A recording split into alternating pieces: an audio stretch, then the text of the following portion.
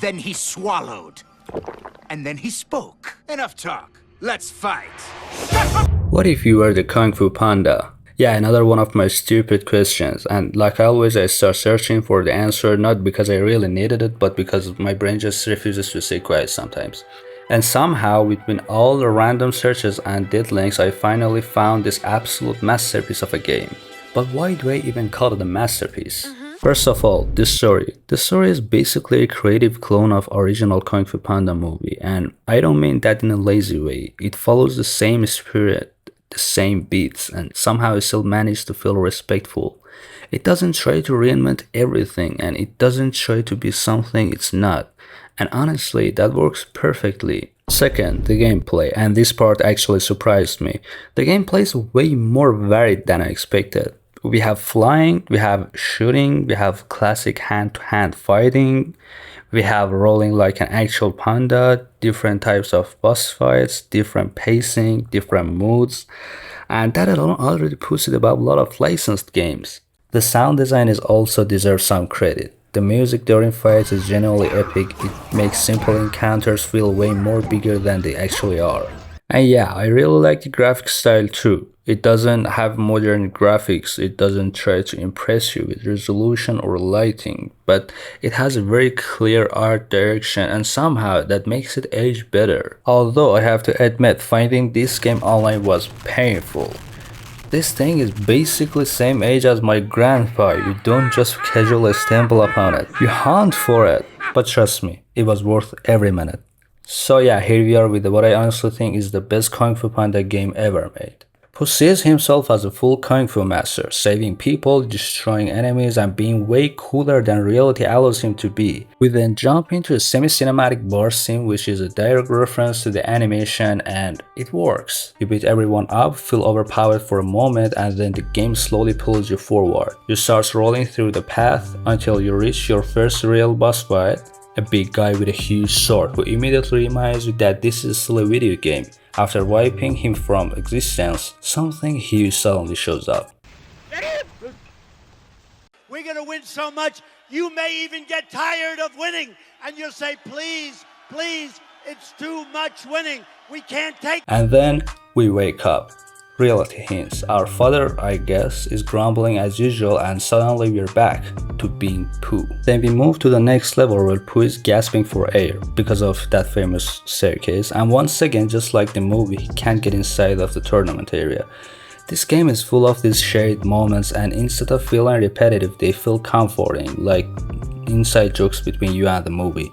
So while Pooh is trying to find another way in, we're back into the gameplay loop. More fighting, more movement, more chaos. The enemies though, man, I don't even know what they are. They generally remind me of Hog Riders from Clash of Clans.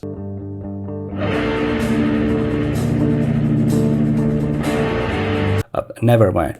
Then we suddenly switch gears and now we are shooting arrows, dodging traps, running through the training areas, saving random villagers again, and just when you think it's done, more dodging, more running, more timing based sections. At some points we start collecting fireworks, which feels random at first, but later makes perfect sense. Once we reach the back of the tournament area and find the perfect chair, everything clicks. Pooh starts preparing for flight.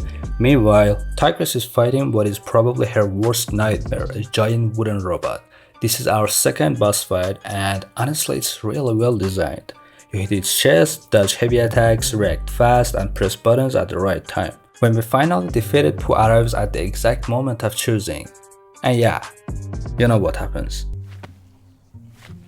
You? Me? The universe has brought us. But no, that's not the end. Welcome to the training area.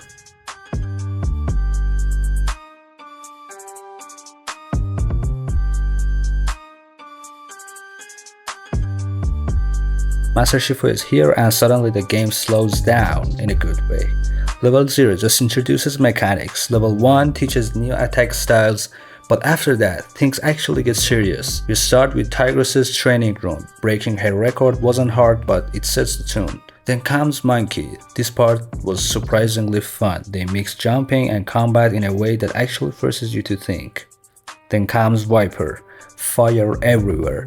platforms burning, constant pressure. This was probably the hardest part for me. I burned a lot, but I finished it.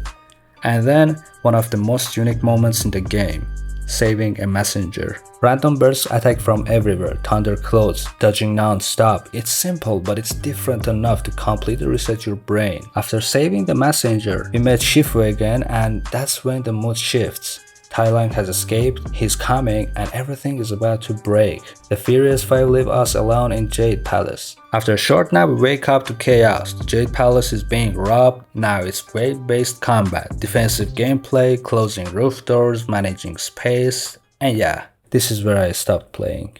But after everything I experienced, I can say this confidently. This game was a masterpiece for its time. It came out in 2008 and it still holds up. It never feels lazy, it never feels soulless, and it keeps surprising you. I've seen later gameplay too, and it doesn't get boring apparently. It even has sailing section. So yeah, go play it. No need to thank me. Just have fun. Hope you enjoyed it. Don't forget to like and subscribe, and I will see you in the next one.